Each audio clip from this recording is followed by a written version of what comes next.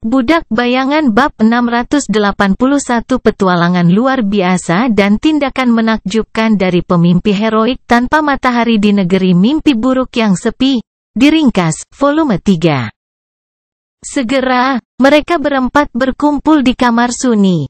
Ada banyak makanan di atas meja, dan ketel berisi teh harum. Mereka makan dengan damai, menghindari diskusi tentang sesuatu yang penting. Tapi segera, tiba waktunya untuk berdiskusi serius.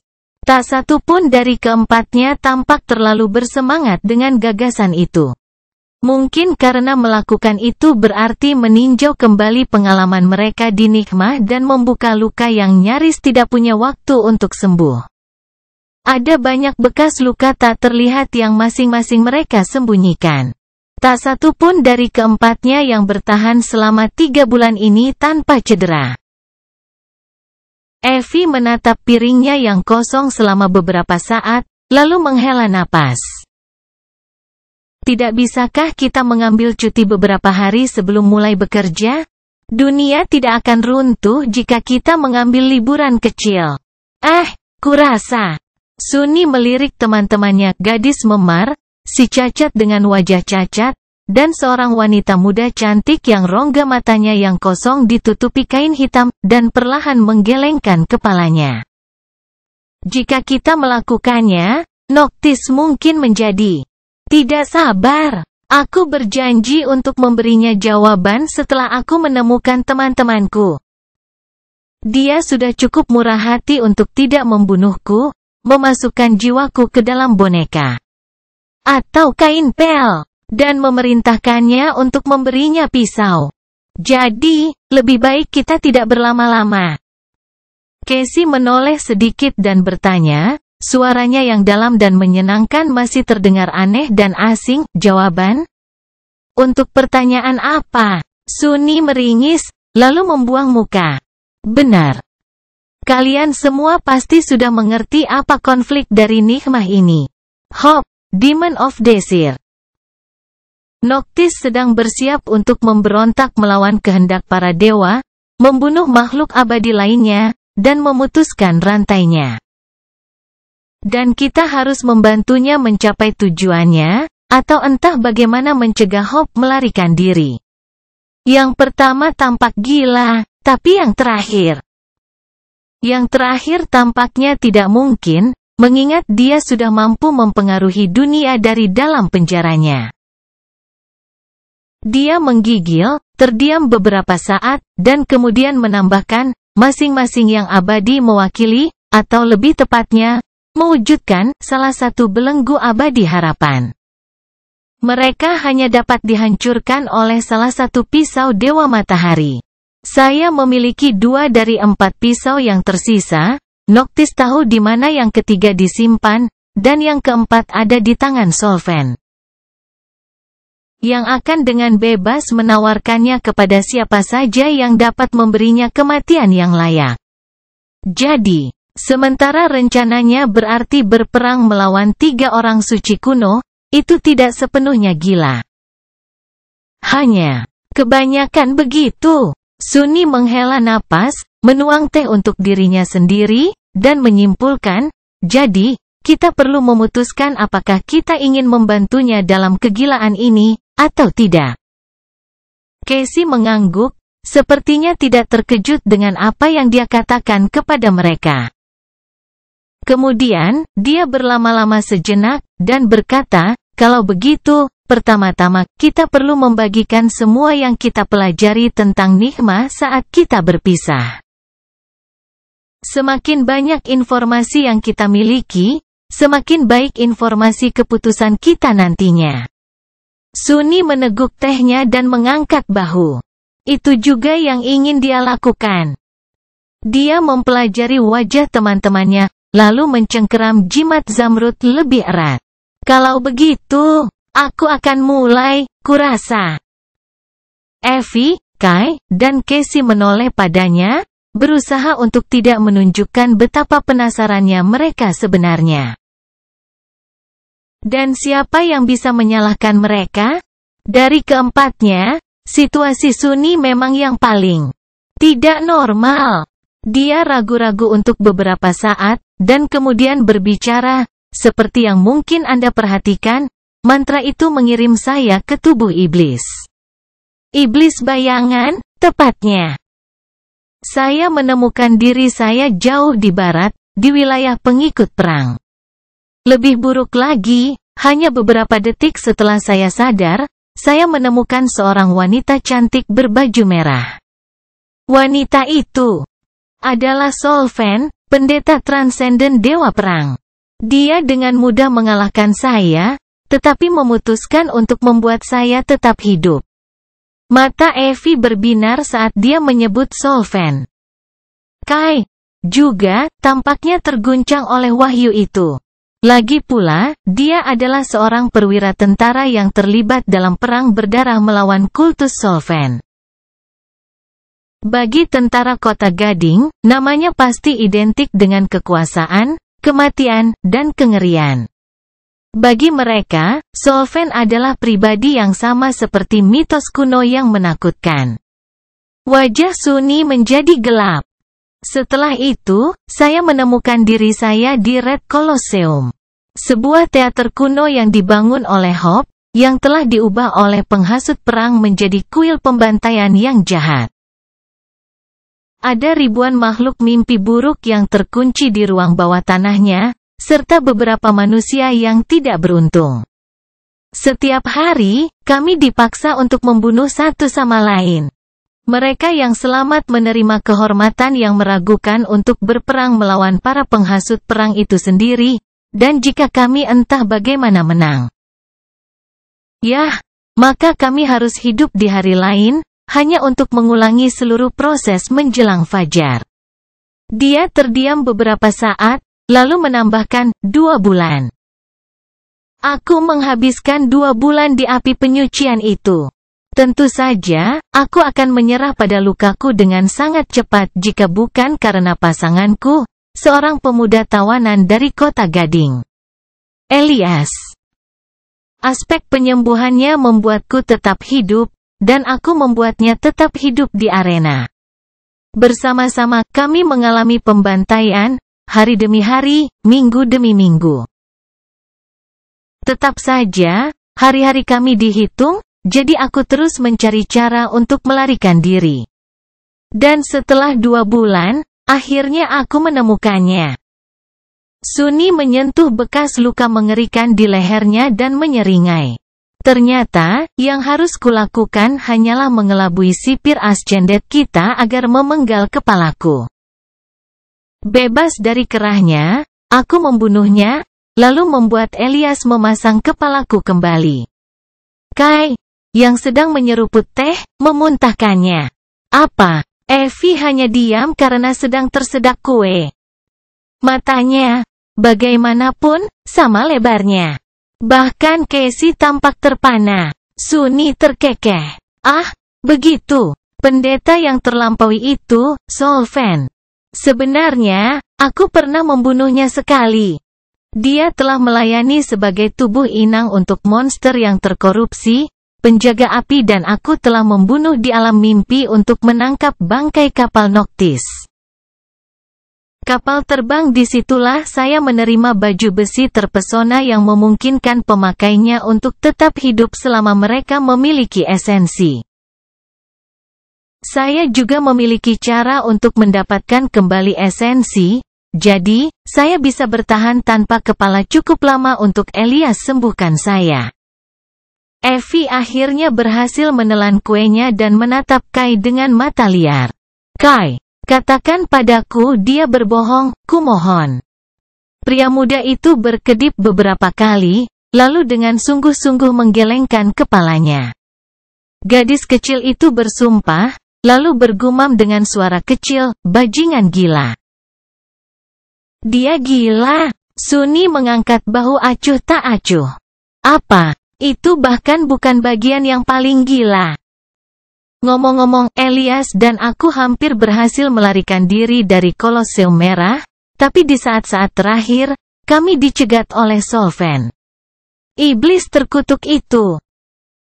Senyum menghilang dari wajahnya, dan mata hitamnya berkilat dengan kebencian dingin sesaat. Dia membunuh Elias, mencabik-cabik hatiku, dan melemparkan tubuhku ke langit bawah. Beruntung bagiku, tubuh iblis ini memiliki dua hati. Itulah sebabnya aku tidak langsung mati.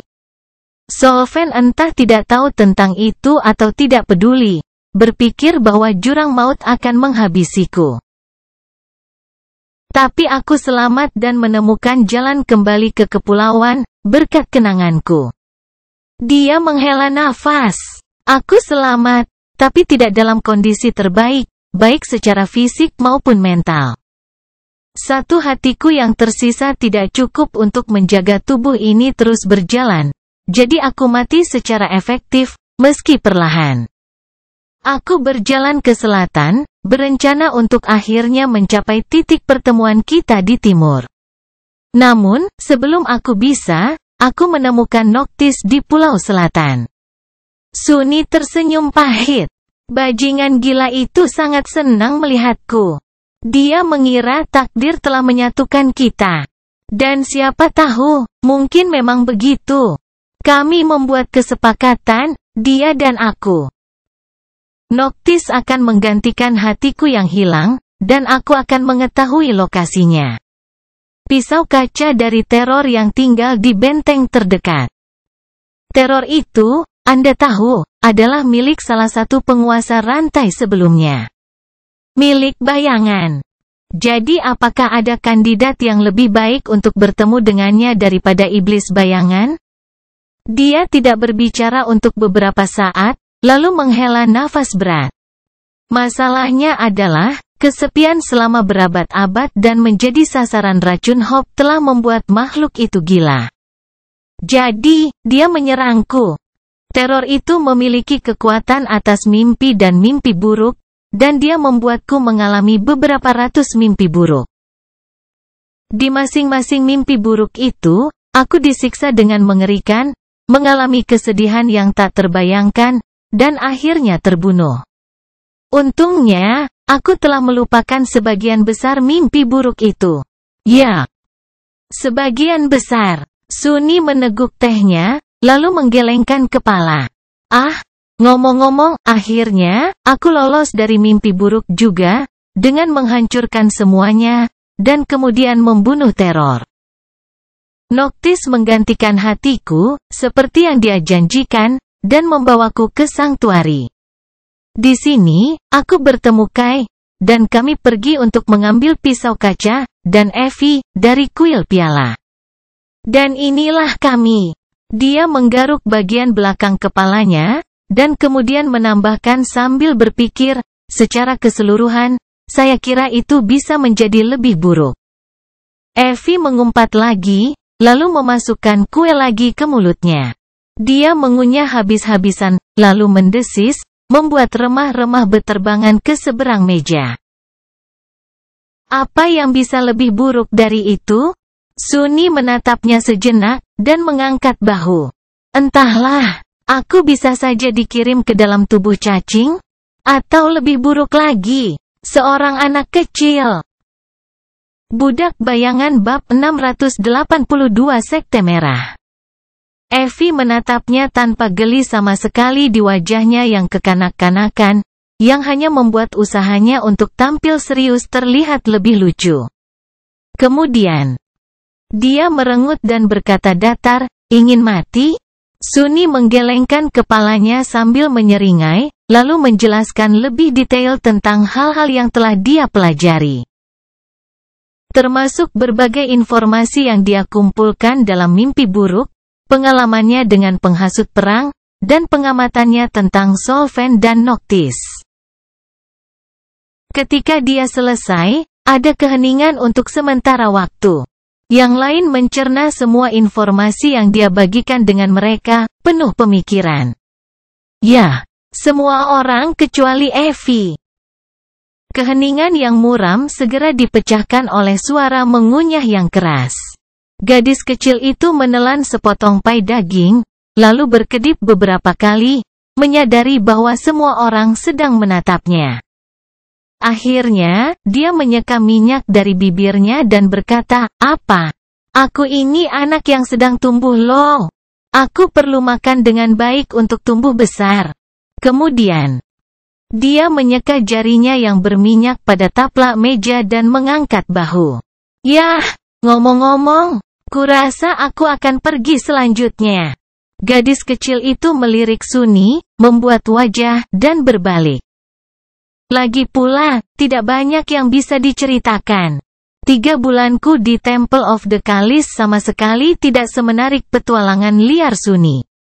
Meskipun wajahnya tiba-tiba menjadi redup dan gelap, mereka juga tidak terlalu menyenangkan. Evie menghela napas, bertahan beberapa saat, dan berkata berbicara dengan nada muram, "Pada dasarnya, aku dikirim ke tubuh salah satu murid Sekte Merah yang lebih muda. Seorang gadis yatim piatu yang telah dipercayakan kepada para perawan, baik atau buruk. Tapi sebagian besar lebih buruk. Seperti yang sudah kukatakan, ajaran mereka telah menjadi kejam dan sesat selama berabad-abad. Sekarang aku tahu tentang bagaimana harapan memanipulasi keinginan semua orang. Akhirnya aku mengerti mengapa. Solven itu, dia juga dibesarkan di Sekte Merah sejak lama. Bedanya, dia berhasil melarikan diri. Tapi kami tidak." Gadis kecil itu gemetar. "Aku melarikan diri sekali, sejak awal, dan berhasil sampai ke Pulau Iron Hand. Tapi aku tertangkap, dan hukumannya. Pada saat itu, mereka sudah tahu bahwa apapun yang mereka lakukan padaku tidak akan membuatku patuh. Jadi, mereka menghukum yang lain menggantikanku. Setelah itu, aku tidak mencoba melarikan diri lagi. Setidaknya selama gadis-gadis lain masih hidup." Evie terdiam sebentar, lalu mengangkat bahu. "Jadi itu sangat membosankan. Hanya pelatihan tanpa akhir. Pelatihan pertempuran, pelatihan esensi, pengondisian tubuh, dan semua hal itu. Bagaimana menahan rasa sakit, bagaimana menahan rasa takut, bagaimana menguatkan keinginanmu.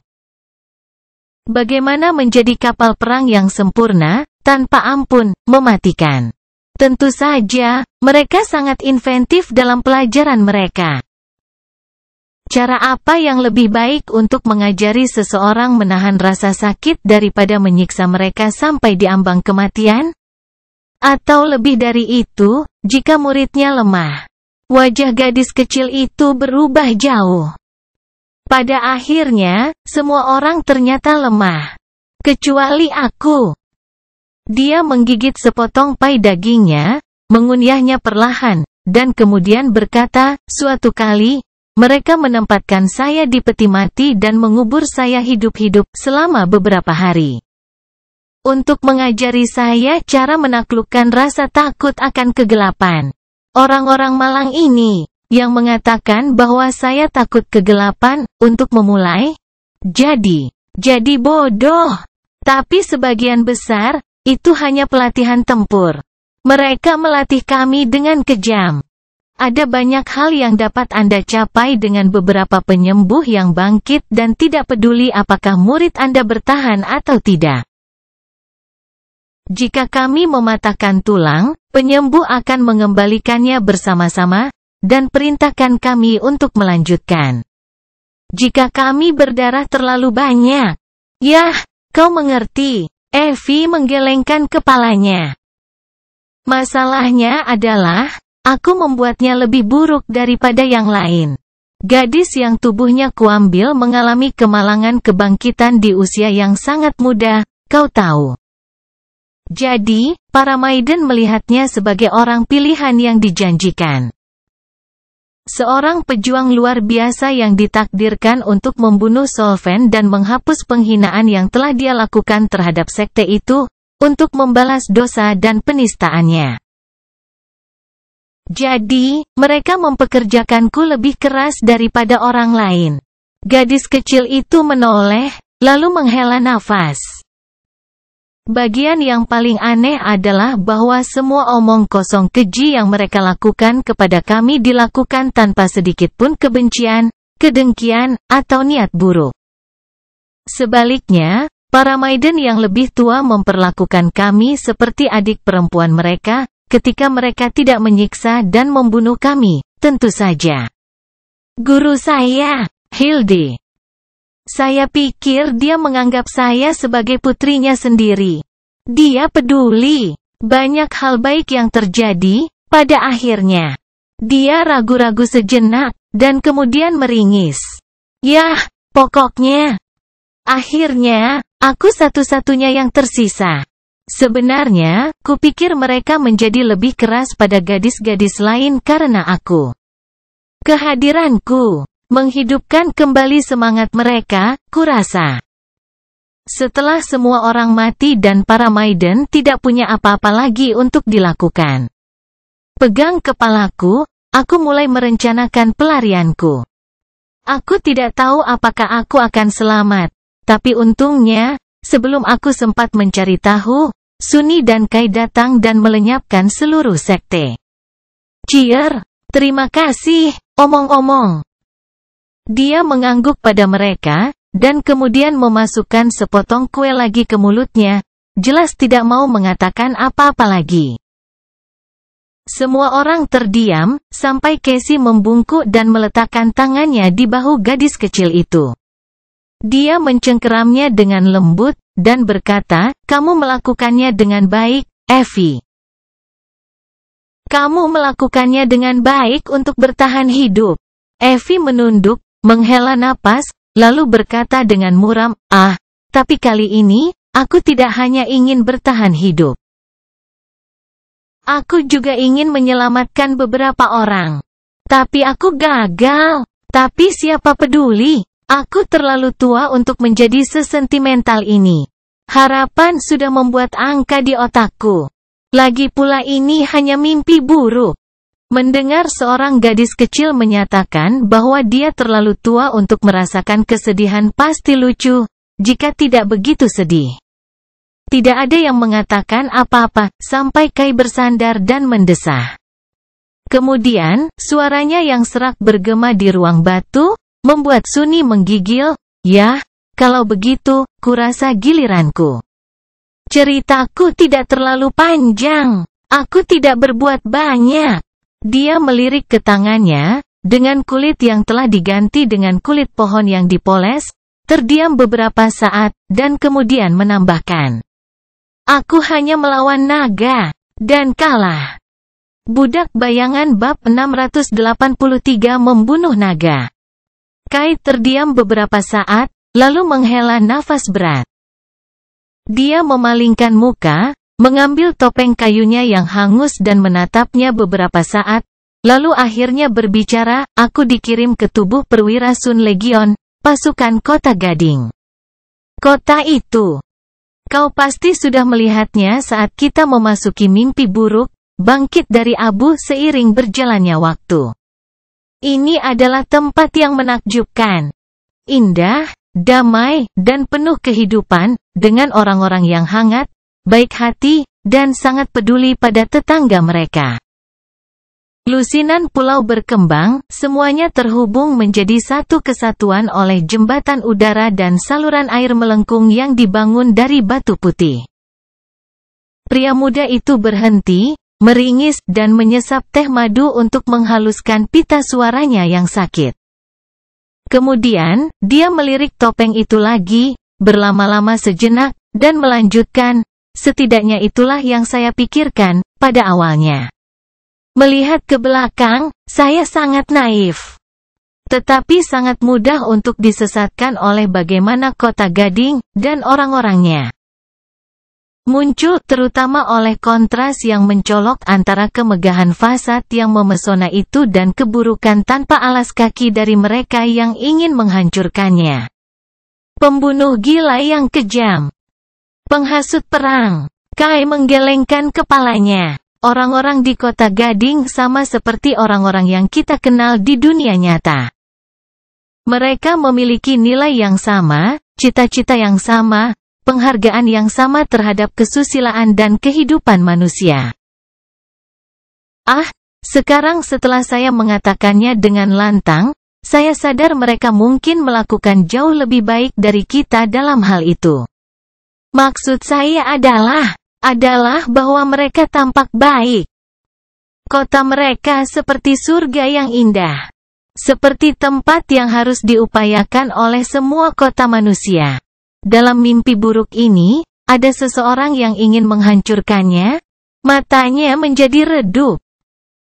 Para pengikut kultus kemuliaan, di sisi lain, persis seperti apa yang orang bayangkan tentang kekuatan jahat. Perampok yang kejam dan tanpa ampun yang memuja perang, pembantaian, dan pertumpahan darah, membunuh hanya demi pembunuhan. Nasib mereka yang menyimpang, keyakinan mereka yang bersemangat bahwa dengan menghancurkan kehidupan orang-orang tak berdosa mereka memberikan hadiah keselamatan kepada para korban mereka. Pembunuh dan orang gila, masing-masing dari mereka. Jadi, Anda mungkin mengerti mengapa saya dibutakan oleh kebenaran. Untuk sementara waktu. Pria muda itu menyesap teh lagi, lalu meletakkan topengnya dan menatap mereka dengan ekspresi gelap. Dalam kenaifanku, aku menjadi percaya diri sebagai pahlawan dongeng yang suram. Seorang pejuang bangsawan yang bertugas melindungi surga yang indah dari gelombang kejahatan. Aku salah menganggap nasib Kota Gading sebagai konflik sebenarnya dari mimpi buruk, dan meyakinkan diriku sendiri bahwa melindunginya adalah tujuan kami dikirim ke sini. Tidak dapat meninggalkan tugasku dan enggan menjadi pembelot, aku tetap bersama Sun Legion, berpikir bahwa, cepat atau lambat, kalian akan bergabung saya. Kai menunduk dan menghela nafas berat. Jadi, segera, aku dikenal sebagai pahlawan Legion. Wajahnya yang cacat berkerut sesaat, tapi kemudian pemuda itu menahan emosinya dan tersenyum muram. Aku tahu, fakta itu mungkin terdengar mengejutkan. Tidak seperti kalian semua, aku tidak pernah menjadi pejuang yang menakutkan. Aku juga tidak pernah menjadi pemimpin manusia yang berani. Satu-satunya tindakan keberanianku adalah menghadapi para utusan Spire di bawah bayang-bayang menara merah, dan bahkan saat itu, aku hanya bertahan karena Casey. Jadi, aku sangat terkejut menemukan diriku mendapatkan ketenaran dan kemasyhuran sebagai komandan pertempuran yang tak kenal takut. Kai menatap mereka, diam sejenak, lalu berkata dengan ragu, perang antara Kota Gading dan Koloseum Merah, Anda tahu, telah berlangsung selama berabad-abad. Gelombang berdarahnya datang dan pergi, seperti lautan. Terkadang, hanya pertempuran kecil dan penyerangan yang terjadi selama beberapa dekade, dan terkadang, di sana adalah pertempuran mengerikan yang terjadi setiap hari. Kadang-kadang, hanya tentara duniawi dan perwira yang bangkit yang bertarung satu sama lain, dan kadang-kadang, Ascended Champion tampaknya menabur kehancuran di medan perang. Kadang-kadang, bahkan penguasa transenden turun. Dia berhenti sejenak, menyeruput teh, lalu melanjutkan dengan nada netral, pada saat itu.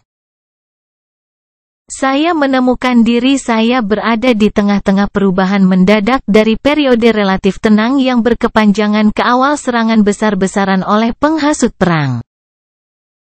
Dan sejak awal, saya menemukan kebenaran yang tidak terduga. Dia melirik mereka, berpikir sejenak, seolah-olah dengan hati-hati memilih kata-katanya, dan berkata, kamu tahu. Aku selalu mendapat kesan bahwa para pejuang di era mitos ini, ketika para dewa masih hidup dan sihir merasuki dunia, jauh lebih berpengetahuan, kuat, dan mahir dalam pertempuran daripada kita. Manusia di dunia bangun, tapi ternyata, tidak demikian. Mungkin dulu sekali, selama apa yang mereka sebut zaman pahlawan, mereka dulu. Tapi sekarang, kebanyakan dari mereka jauh lebih mematikan daripada kita. Setidaknya kita yang telah ditempa dan ditempa oleh Forgotten Shore. Sunny mengangkat alis, terkejut dengan pernyataan itu. Menyadari ekspresinya, Kai sedikit memiringkan kepalanya. Nikmah creatures di sini jumlahnya tidak sebanyak mereka di masa depan. Tidak ada mantra, tidak ada mimpi buruk, tidak ada percobaan di alam mimpi, tidak ada gerbang. Tidak seperti mereka, masing-masing dari kita telah dipaksa ke dalam kehidupan pertumpahan darah dan konflik, dihadapkan pada kengerian yang tak terbayangkan tanpa pilihan untuk mundur atau menyerah. Mantra itu mungkin adalah guru yang kejam, tetapi pelajaran keji tampaknya tidak efektif. Dunia akan mengalami lebih banyak perselisihan dan pertemuan pertempuran daripada rata-rata prajurit yang bangkit pada periode waktu ini. Dia menghela napas, lalu menambahkan dengan muram, itulah mengapa bahkan aku, meskipun aspekku yang rendah hati dan kurang kecakapan bertempur, mampu menonjol. Aku memimpin pasukanku menuju kemenangan, menjaga mereka tetap hidup melalui serangan mendadak oleh pasukan besar penghangat. Dan kemudian, aku menjaga mereka tetap hidup selama sisa kampanye, mendatangkan malapetaka pada musuh dimanapun centuriaku muncul. Kai terdiam untuk waktu yang lama, dan kemudian menambahkan.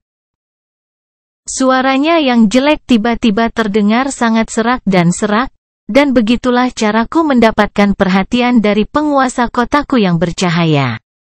Dari Sevirax, Naga Gading. Budak Bayangan bab 684. Kamu harus menjadi naga. Kai menuangkan lebih banyak teh ke dalam cangkirnya, lalu menggenggamnya di tangannya dan memalingkan muka. Dia terdiam sebentar, lalu melanjutkan cerita yang tidak menyenangkan itu. Setelah berminggu-minggu pertempuran dan pertempuran, para penghasut dihukum didorong kembali. Dan Centuria saya dipanggil kembali ke kota Gading, untuk beristirahat dan memulihkan diri dari kesulitan perang. Kami bertemu dengan kerumunan yang gembira yang menghujani kami, yang akan dikembalikan oleh kami. Dan perusahaan hangat sesama warga negara kami. Dia meneguknya, lalu menggelengkan kepalanya sedikit. Semakin saya menjelajahi kota Gading yang indah, saya semakin gembira dengan kemakmuran dan cara hidupnya yang harmonis. Sepertinya orang-orang di sana puas dan bahagia, memperlakukan orang lain dengan kebaikan, cinta, dan rasa hormat yang tulus. Seolah-olah mereka tidak peduli pada dunia. Pria muda itu menggigil, lalu menambahkan dengan suara serak, naga itu melindungi mereka, memenuhi kebutuhan mereka, dan membimbing mereka dengan kebijaksanaannya. Karena dia, kota Gading aman, sehat, makmur, dan ramah. Mengapa warganya begitu baik dan bahagia? Ini adalah surga ciptaannya. Kai meneguk tehnya dan tersenyum sedih. Kedengarannya terlalu bagus untuk menjadi kenyataan, bukan? Ah, tapi memang begitu. Aku terlalu lambat untuk melihatnya. Dia terdiam sebentar, lalu menghela nafas panjang. Awalnya, saya hanya merasakannya. Sedikit, samar-samar, salah. Seolah-olah ada yang salah dengan orang-orang yang baik hati, bahagia, dan cantik ini. Seolah-olah ada sesuatu yang tersembunyi di balik senyum tulus mereka. Saya menepisnya, berpikir bahwa itu hanya prasangka saya yang berbicara. Sebuah pola pikir yang saya bawa dari dunia nyata. Tetapi semakin banyak waktu yang saya habiskan bersama mereka, semakin banyak detail aneh yang mulai saya perhatikan. Dan segera, kecurigaan yang mengerikan menguasai hati saya. Kai menatap mereka, wajahnya menjadi gelap. Kecurigaan bahwa ada kegilaan yang tersembunyi jauh di dalam mata mereka yang berkilau. Kegilaan yang sama yang dialami para penghasut perang, meskipun dengan warna yang berbeda.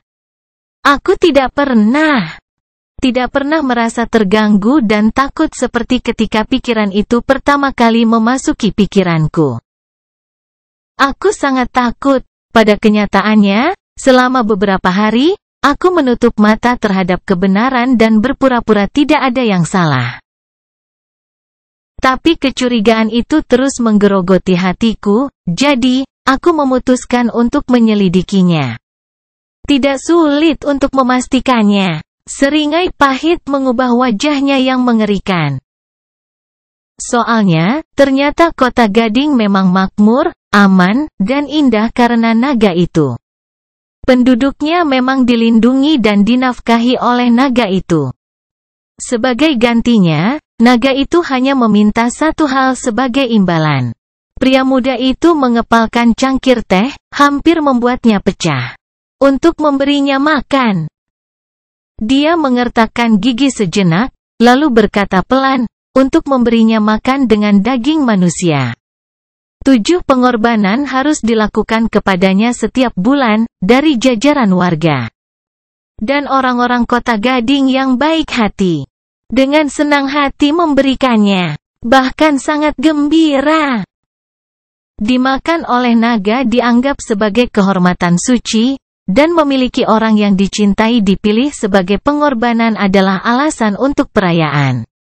Pria muda itu terdiam, lalu berkata dengan suara serak.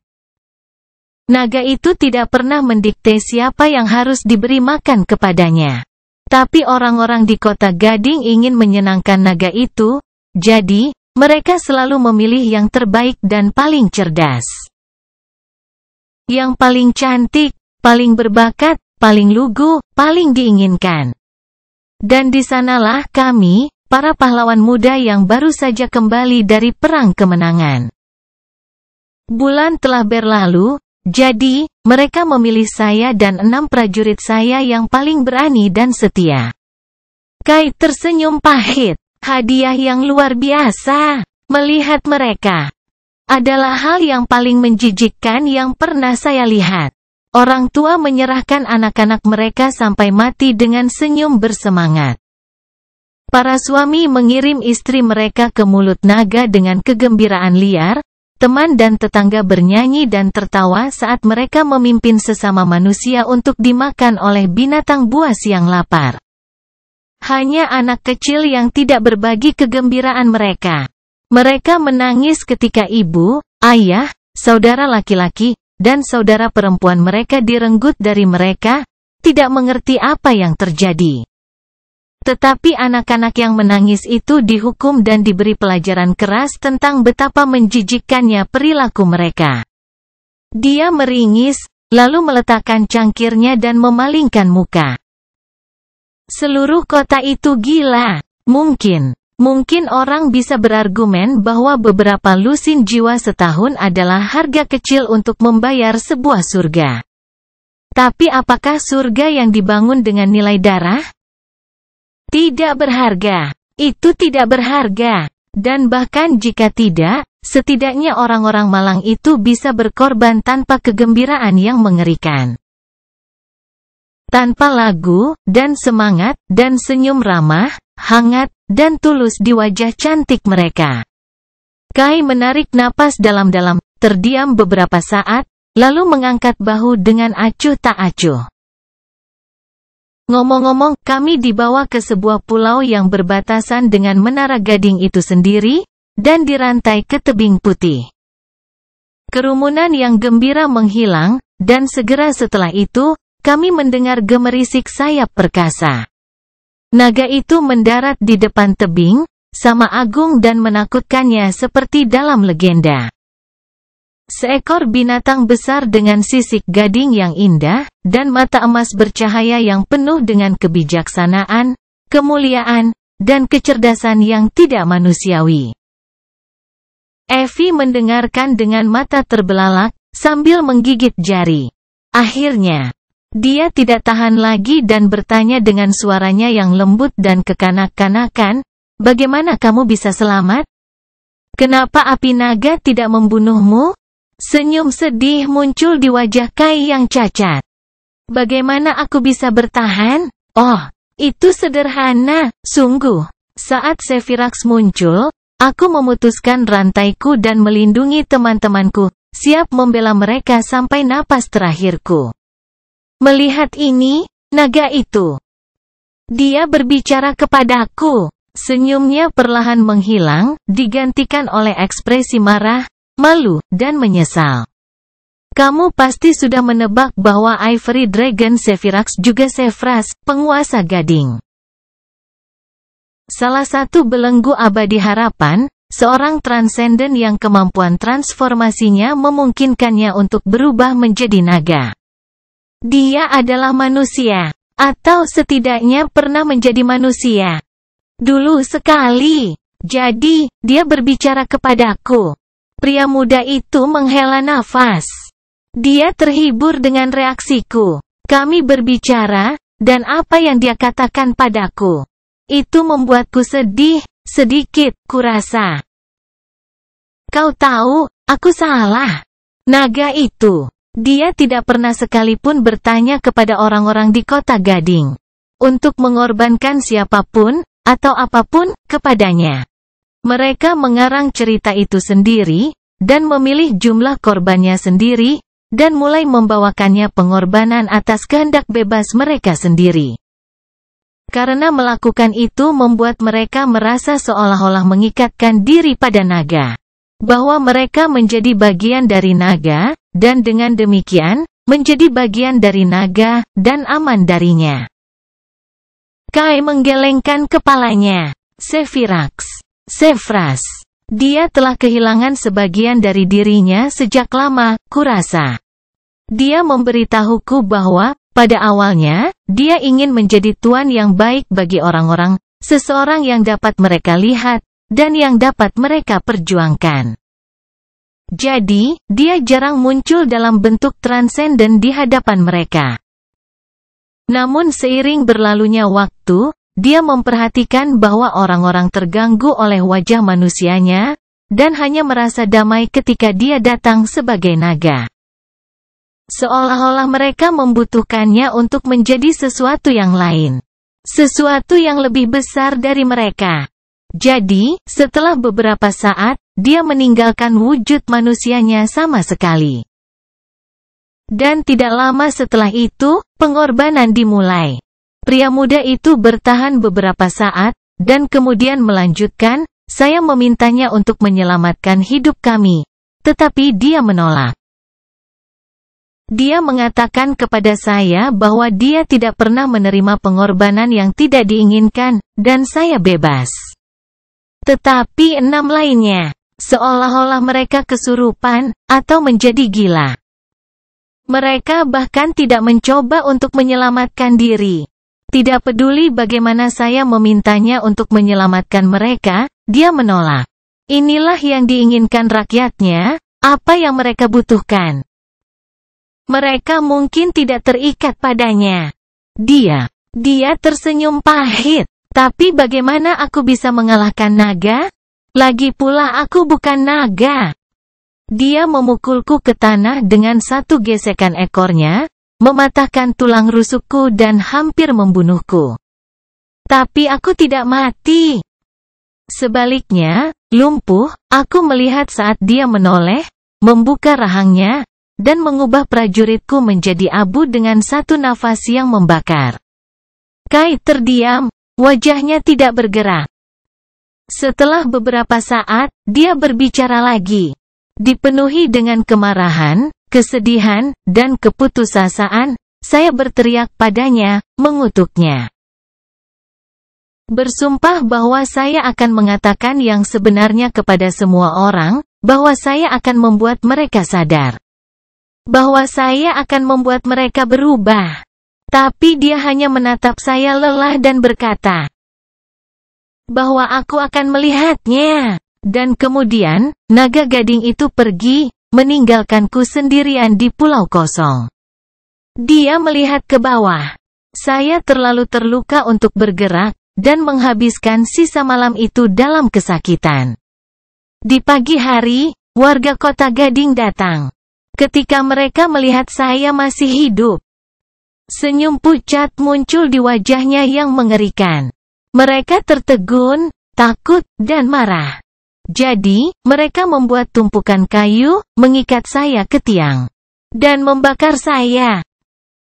Tidak peduli apa yang saya coba katakan, tidak peduli bagaimana saya mencoba membuat mereka mengerti, mereka tidak mau mendengarkan.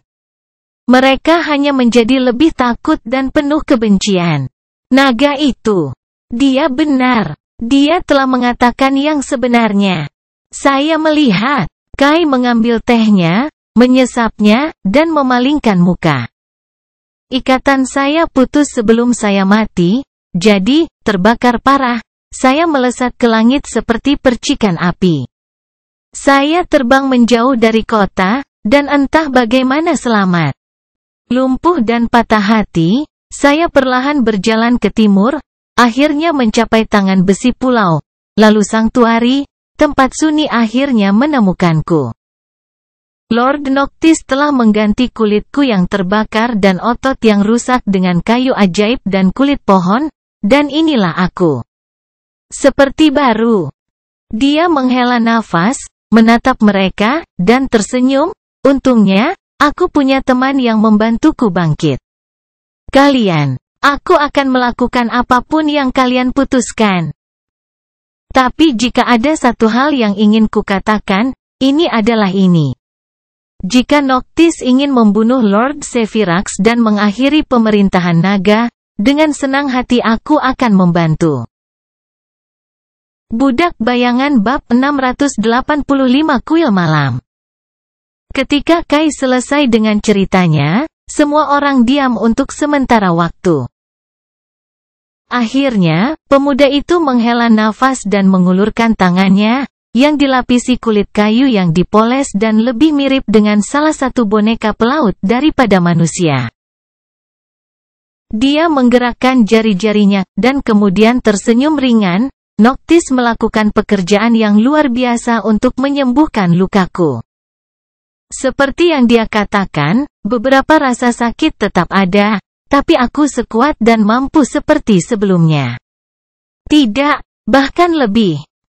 Anggota tubuh terpesona yang dia berikan padaku jauh lebih sensitif terhadap esensi jiwa, jadi, mereka lebih tahan lama dan kuat daripada dagingku sendiri.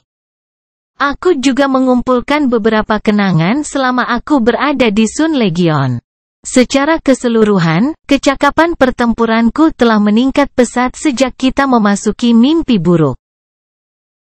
Belum lagi pengalaman yang aku peroleh, dan pelajaran yang diajarkan kepada saya. Apapun yang datang, saya siap. Sunni bertahan beberapa saat.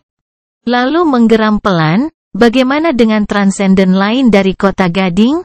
Pangeran Matahari, sudahkah kamu bertemu dengannya? Kai mengerutkan kening dan membuat gerakan samar dengan tangannya. Ya, kurasa, Pangeran Matahari seharusnya adalah saudara laki-laki Sevirax. Di antara orang-orang, diyakini bahwa jiwanya berada di dalam raksasa logam yang menjaga Kota Gading dan kadang-kadang memimpin Legiun Matahari ke dalam pertempuran. Aku pernah melihatnya sekali, dari jauh. Dan sejujurnya, aku tidak yakin apakah makhluk itu hidup atau tidak. Dia ragu-ragu sebentar, dan kemudian menambahkan, kamu juga pernah melihatnya. Aku pikir mayatnya yang berayun di bawah pulau kapal karam, terjerat dalam rantai. Meskipun aku tidak bisa membayangkan kekuatan macam apa yang bisa menghancurkan raksasa yang keras kepala itu. Tingginya setidaknya 90 meter, dengan tubuh yang terbuat dari baja padat, dan hampir tak terkalahkan. Dia juga bukan makhluk hidup, sungguh, jadi tidak bisa dibunuh dengan melukai atau merusak tubuhnya.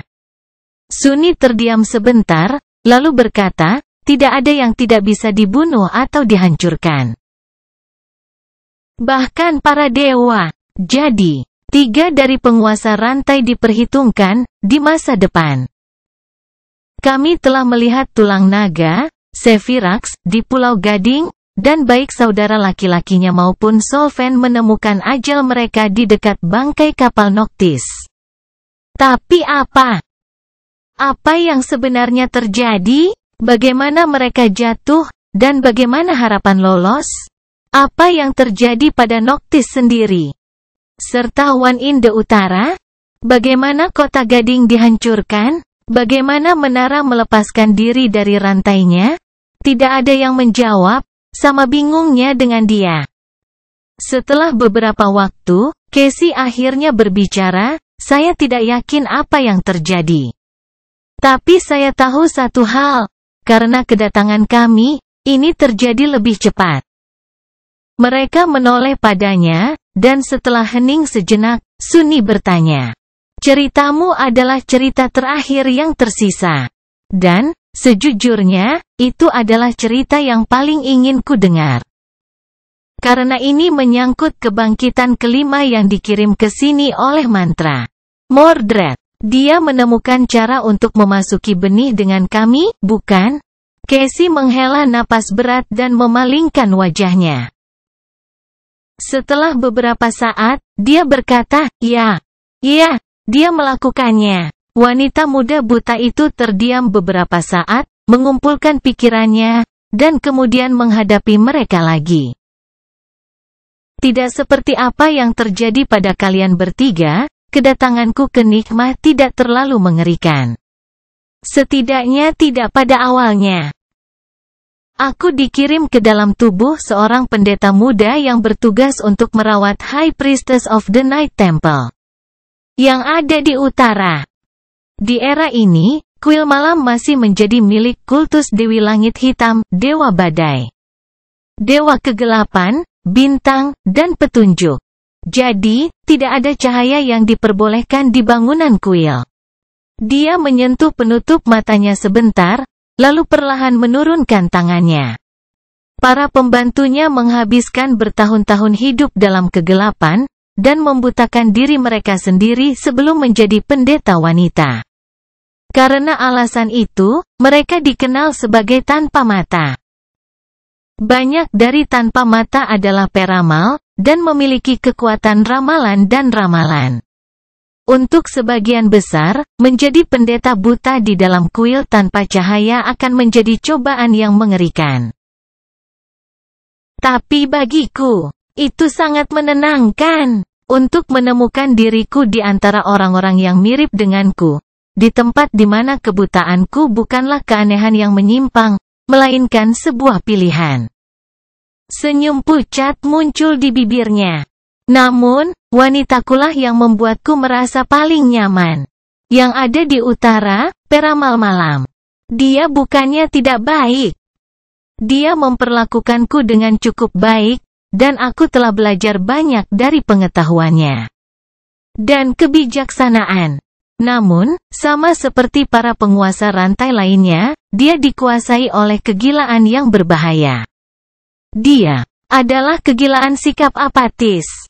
Selama berabad-abad, nona saya menjadi acuh tak acuh terhadap sebagian besar hal yang terjadi di dunia, atau bahkan terhadap itulah mengapa dia membutuhkan pelayan, dan aku adalah salah satunya.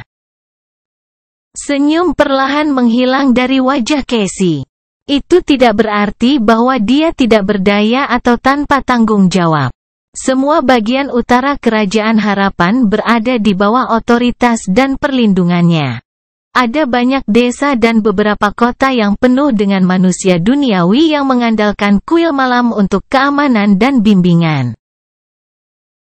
Karena alasan itu, yang satu di utara memerintah tidak hanya atas para pendeta buta, tetapi juga atas pasukan kecil, tetapi menakutkan yang terdiri dari prajurit duniawi dan bangkit. Dia menghela nafas sedikit. Jumlah mereka mungkin tidak sebanyak pasukan Kota Gading dan Koloseum Merah, tetapi karena kehebatan mereka dan karunia kenabian Nona, utara tidak pernah diserang oleh keduanya. Orang-orang juga jarang menderita dari makhluk mimpi buruk. Casey terdiam, dan cemberut perlahan muncul di wajahnya yang cantik. Tapi saat yang satu di utara semakin acuh tak acuh, itu perlahan mulai berubah. Tetap saja, ketika aku menemukan diriku di kuil malam, segalanya masih kurang lebih baik. Cemberutnya semakin dalam, dan wajahnya menjadi gelap dan putus asa. Wanita muda buta itu bertahan, dan kemudian berkata dengan suara muram, sampai mereka tidak. Budak Bayangan bab 686 Makhluk Kabut. Hari sudah larut, dan kegelapan merayap ke dalam ruangan batu, menenggelamkan sudutnya dalam bayang-bayang. Casey duduk tak bergerak, garis-garis anggun di wajahnya yang cantik berkerut oleh cemberut yang dalam. Kemudian desahan berat keluar dari bibirnya. Itu dimulai segera setelah aku memasuki mimpi buruk, tapi tidak ada yang memperhatikannya pada awalnya. Hanya ada desas-desus aneh yang sampai ke kuil, menyerupai kisah-kisah menakutkan yang orang suka ceritakan satu sama lain saat matahari menghilang dan kegelapan menyelimuti dunia. Desas-desus tentang suara menyenangkan yang datang dari kabut. Dia menggertakkan giginya sejenak. Mungkin jika penderitaan nona saya tidak separah itu, kita bisa melakukan sesuatu saat itu. Lagi pula, di dunia ini, kisah-kisah menakutkan sering menjadi kenyataan. Dan yang ini lebih tidak menyenangkan daripada yang lain, karena ini berkaitan dengan kabut. Kuil malam berdiri di perbatasan Hollow Mountains, bagaimanapun juga. Casey dengan muram menggelengkan kepalanya, lalu melanjutkan, suaranya yang rendah dan dalam memenuhi ruangan dan ketiga pendengarnya. Seiring berjalannya waktu, desas-desus mulai berubah. Mereka menjadi lebih mengancam dan mengerikan, menceritakan kisah orang-orang yang mendengarkan kabut dan menghilang tanpa jejak. Pada saat itu, Ailes menjadi khawatir, mencurigai bahwa makhluk yang rusak telah menemukan jalannya ke tanah mereka. Banyak dari mereka memiliki kedekatan yang tinggi dengan wahyu, dan mereka bisa merasakannya. Kegelisahan, ancaman, bahaya. Jadi, seorang pendeta dikirim untuk menyelidiki, dikawal oleh pasukan tentara kebangkitan yang berpengalaman. Dan pada saat yang sama, itu diputuskan bahwa ramalan akan dilakukan.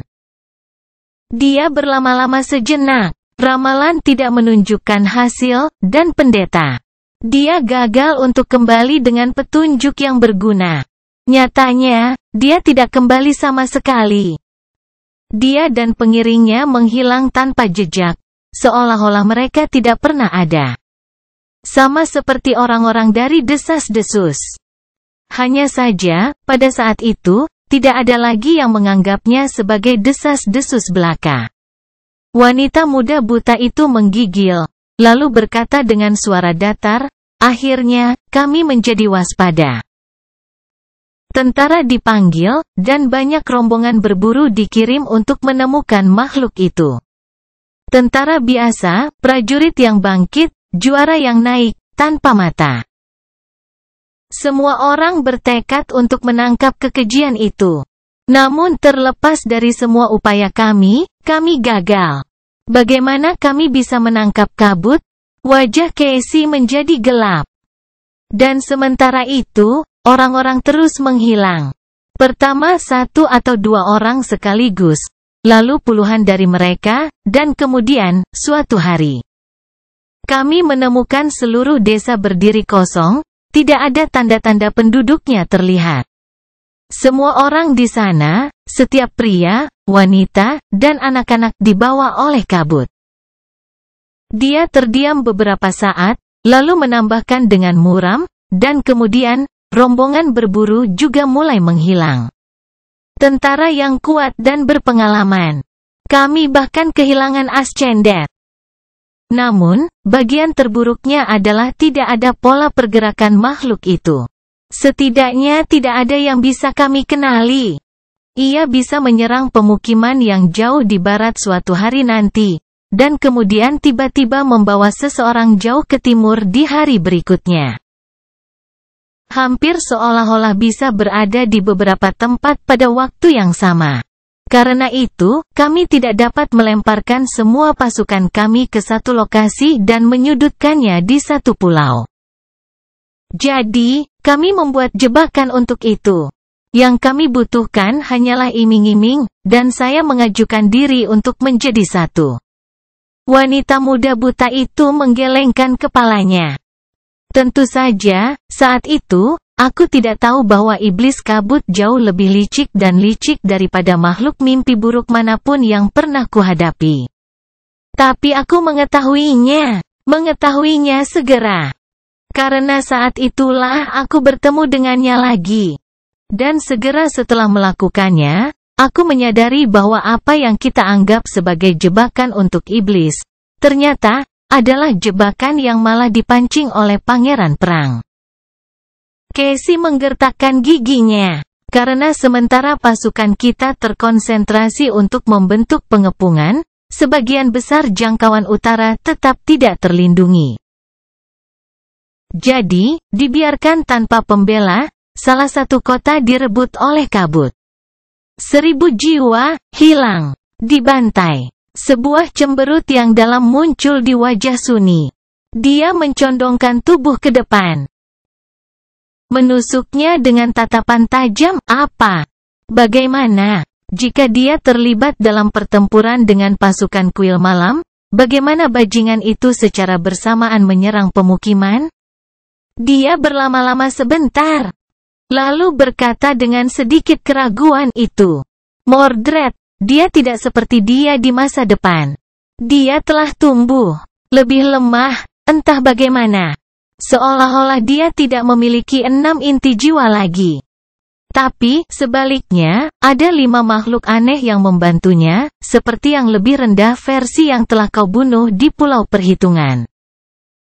Saat kami melawan sang pangeran sendiri, 5 makhluk menyerang kota yang telah kami tinggalkan tanpa perlindungan, membantai setiap manusia yang tinggal di sana. Sunni bersandar, tertegun. Apa? 5 dari mereka. 5 refleksi. Apakah dia mencabik-cabik jiwanya untuk membuatnya, memberikan masing-masing 1 inti jiwa? Tiba-tiba, sebuah pikiran menakutkan memasuki pikirannya. Tidak. Tidak. Ini tidak mungkin. Pemegang divine aspek seperti Mordred dan dia mengikuti jalan yang sedikit berbeda dari yang lainnya.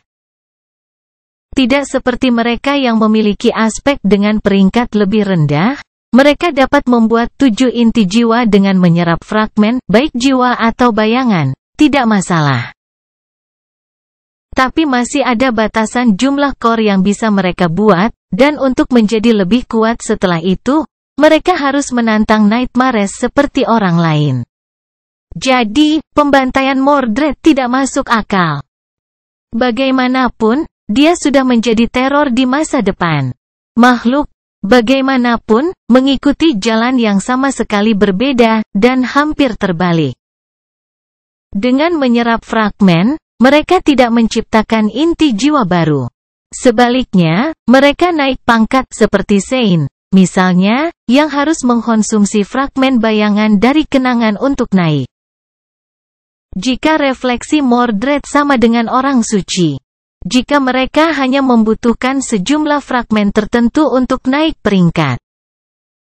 Maka tidak ada batasan berapa banyak fragmen yang dapat mereka telan, dan tidak ada akhir pertumbuhan mereka, tidak sampai mereka mencapai mitos pangkat ilahi.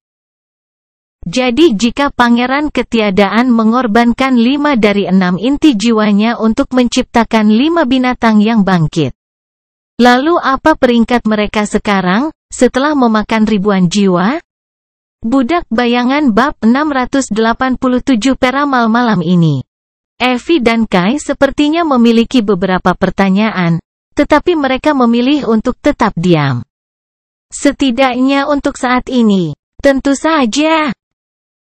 Mereka tahu siapa Mordred dan memiliki kesan umum tentang kekuatannya. Sunni dan Casey telah menjelaskan pengalaman mereka di kuil malam kepada mereka dengan cukup detail. Sehingga teman-teman mereka, serta penjaga api, tahu apa yang akan mereka lakukan. harus dihadapi jika mereka berpapasan dengan Pangeran Ketiadaan. Namun, bahkan Sunni sendiri hanya memiliki pemahaman yang samar tentang bagaimana Mordred S aspek berfungsi, begitu pula Casey. Jadi mendengar betapa kuatnya dia tumbuh di Nighmah merupakan kejutan baginya. The Mirror Beast adalah iblis. Apakah ia diciptakan seperti itu, atau apakah ia mendapatkan lebih banyak inti dalam pertempuran dengan makhluk mimpi buruk yang kuat, seperti yang dilakukan orang suci? Jika itu yang pertama, lalu apakah itu berarti Mordred dulunya lebih dari teror? Dia memiliki banyak refleksi sebelum klan Valor memenjarakannya, juga. Dewa, ancaman macam apa yang dialami anak sulung Anvil di masa lalu? Dan, yang lebih penting, betapa berbahayanya dia di masa depan? Pikiran muramnya diinterupsi oleh Casey, yang berbicara lagi setelah terdiam beberapa saat. Bagaimanapun, menghancurkan tubuh Mordred tidak terlalu sulit. Dia muncul mengenakan tubuh pendeta wanita yang pertama kali dikirim untuk menemukannya. Tapi, tentu saja, melakukan itu tidak ada gunanya, karena dia bisa mengambil yang lain. Di kekacauan pertempuran, saya tidak bisa menjelaskan kekuatan mengerikan apa yang dimiliki musuh kepada kekuatan kuil malam. Dan, lebih dari itu, dia menggelengkan kepalanya dengan muram. Pada saat itu, aku tidak yakin bahwa itu akan menjadi hal yang benar untuk dilakukan. Apakah aku dimaksudkan untuk membantu penduduk Nighmah membunuh salah satu yang bangkit dari dunia nyata? Bukankah kita seharusnya menjadi sekutu? Tidak peduli seberapa keji Mordred dan terlepas dari apa yang telah terjadi di antara kita di masa lalu, di Nighmah ini. Baik dia dan aku dimaksudkan untuk mengejar tujuan yang sama. Wanita muda buta itu menghela nafas. Jadi, setelah pertempuran berdarah, Mordred lolos dari jebakan kami dan menghilang. Segera setelah itu, kami mengetahui tentang pembantaian yang terjadi saat kami terganggu oleh tipuannya. Dan setelah menyaksikan kota terpencil yang telah dibantai oleh refleksinya. Aku tidak setuju dengan anggapan bahwa dia dan aku sama dalam hal apapun. Sayangnya, pada saat itu, semuanya sudah terlambat. Casey menundukkan kepalanya, lalu melanjutkan dengan pelan. Setelah berpesta dengan jiwa penduduk kota, refleksi menjadi jauh lebih kuat. Mordred juga tidak terikat oleh kebutuhan untuk tetap bersembunyi. Serangannya semakin sering dan menghancurkan, dan jumlah korbannya mulai bertambah tumbuh dengan kecepatan yang mengerikan. Semakin banyak orang yang dia bunuh, semakin berbahaya dia jadinya. Dia tidak terkalahkan, tentu saja. Di antara yang bangkit yang melayani kuil malam, ada banyak dari mereka yang memiliki sarana untuk menahannya. Terutama yang tanpa mata, yang, seperti aku, kebal terhadap miliknya.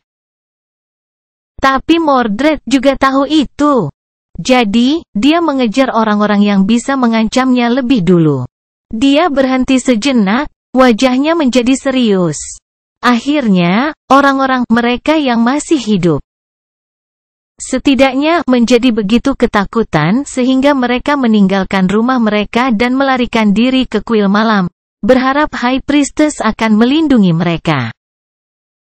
Tentara dan para priestess menjadi putus asa, juga.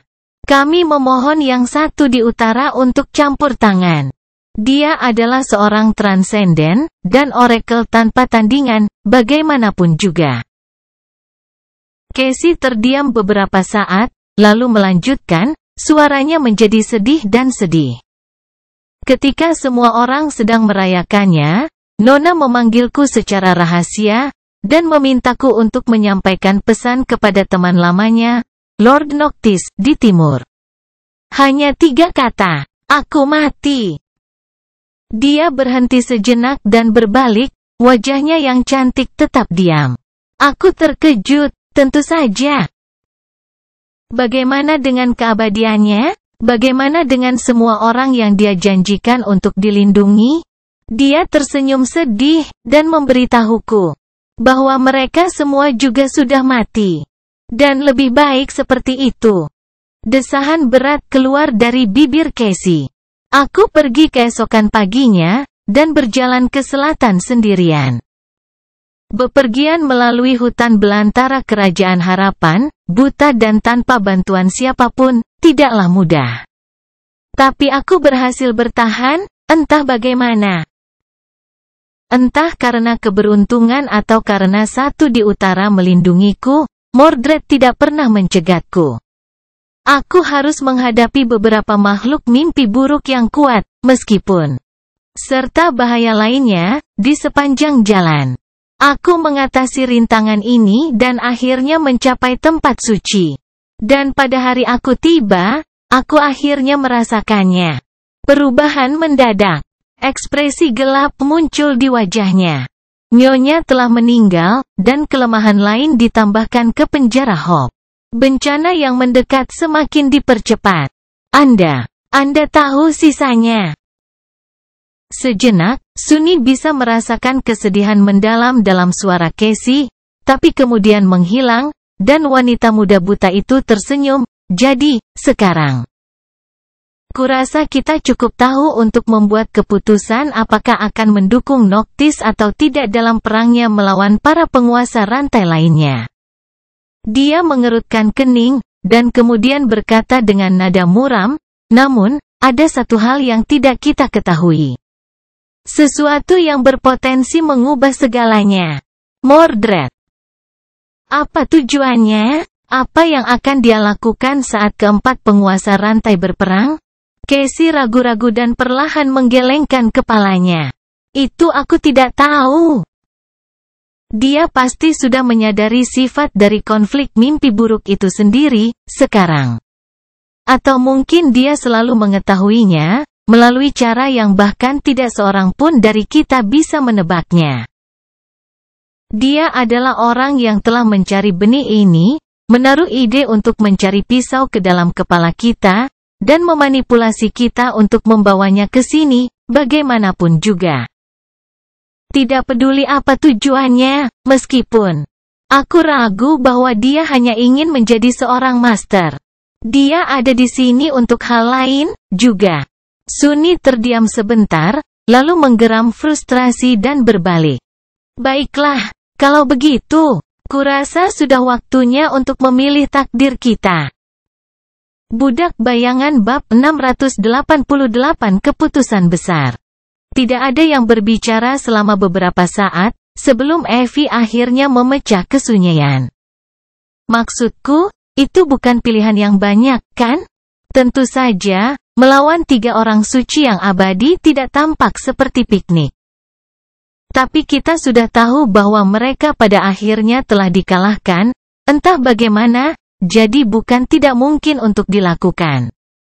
Dan kita bahkan tidak tahu apa alternatifnya. Bagaimana kita memastikan bahwa Harapan tidak melarikan diri dari penjaranya? Membunuh Noctis, itu hanya akan menunda hal yang tak terhindarkan. Karena seluruh tempat terkutuk ini sudah diambang kehancuran karena pengaruhnya. Harapan itu, dia menakutkan. Dia ragu-ragu sejenak, lalu bertanya dengan sedikit kebingungan, sejujurnya, aku bahkan tidak yakin siapa dia. Iblis macam apa yang cukup kuat untuk membuat seluruh wilayah gila? Apakah dia unholy? Sunny menghela napas, lalu memijat pelipisnya. Tidak. Jika ada, dia adalah dewa. Dia juga bukan iblis. Dia adalah Daemon. Daemon adalah dewa yang lebih rendah, semacamnya, yang dikatakan telah menciptakan diri mereka sendiri. Mereka muncul entah dari mana, memiliki kekuatan yang mirip dengan para dewa, tetapi berbeda. Mantra memiliki kecenderungan aneh untuk tidak pernah menyebut kata Daemon, meskipun untuk beberapa alasan. Bagaimanapun, tampaknya para dewa dan Desmond pada akhirnya memiliki perang yang besar dan mengerikan. Dan pemenjaraan serta pelarian Hope adalah pendahuluan untuk perang itu, saya pikir. Evie mendengarkannya tanpa ekspresi tertentu, lalu berkata dengan lesu. Oh, kalau begitu. Itu membuktikan maksudku, mencoba menahan sesuatu seperti dia dalam rantai. Ah, bukankah membunuh 3 Sein abadi tiba-tiba tampak mudah, jika dibandingkan? Kai bergerak sedikit, dan kemudian, suaranya yang serak tiba-tiba bergema di ruang batu, kurasa kita salah melihatnya. Pertanyaannya bukanlah apa yang harus kita lakukan, tapi apa yang harus dilakukan, bukan begitu? Iya, tidak ada cara khusus untuk menyelesaikan nikmah. Tapi itu tidak berarti bahwa beberapa resolusi tidak mungkin benar, dan beberapa tidak mungkin salah. Negeri ini telah diubah menjadi neraka oleh Hope, yang mencoba melepaskan diri dari rantainya. Sampai dia dibebaskan, itu tidak akan berubah.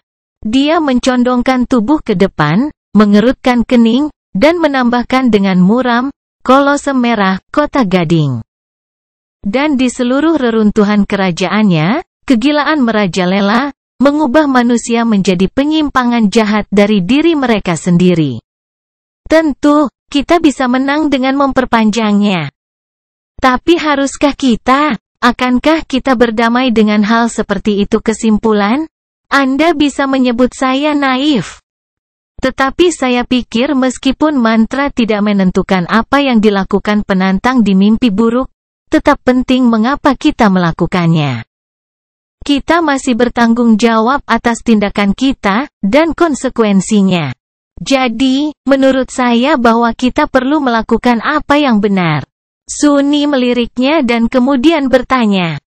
Suaranya kasar, siapa yang mengatakan apa yang benar? Bagaimana kamu tahu bahwa dengan melepaskan harapan, kita tidak akan membuat semua orang yang tinggal di sini mati seketika? 1000 tahun dirantai. Secara pribadi, aku akan sedikit marah. Kai terdiam sejenak, lalu menggelengkan kepalanya. Anda benar, saya mungkin tidak tahu apa yang benar. Tapi saya tahu apa yang salah. Dan apa yang saya lihat di sini sangat salah. Sunni menatapnya sebentar, lalu mengangkat bahu. Yah, bukannya aku tidak setuju. Bahkan, aku sangat membenci tempat ini. Aku juga tidak terlalu peduli jika harapan membunuh semua orang, sejauh yang aku ketahui, bajingan itu pantas mendapatkannya. Dia menunggu beberapa saat, lalu menoleh ke Casey. Bagaimana denganmu? Kamu sangat pendiam. Wanita muda buta itu ragu-ragu sejenak, lalu berbicara datar, aku bersedia melakukan apapun yang kau putuskan. Aku percaya penilaianmu, Sunni. Dia mengerutkan kening, mempelajari wajahnya dengan ekspresi gelap. Kenapa? Kamu tidak punya pendapat? Casey terdiam sebentar, lalu hanya menggelengkan kepalanya. Kutukan. Dia tahu, tentu saja, mengapa gadis buta itu enggan berbicara. Dia pasti telah melihat sesuatu. Sekilas tentang masa depan yang tidak ingin dia bagikan, mengetahui bahwa itu akan memengaruhi pemikiran mereka, mungkin menginformasikan peristiwa yang dia inginkan terjadi. Atau ingin dia hindari. Pendapatnya sendiri sudah dikompromikan oleh pengetahuan itu, jadi, Casey telah memutuskan untuk menghapus dirinya sepenuhnya dari keputusan itu. Sepertinya dia semakin waspada terhadap penglihatannya, dan konsekuensi dari bertindak atas mereka, setelah Forgotten Shore. Oracle terkutuk. Sunni menghela napas, lalu melirik Evie dan Kai.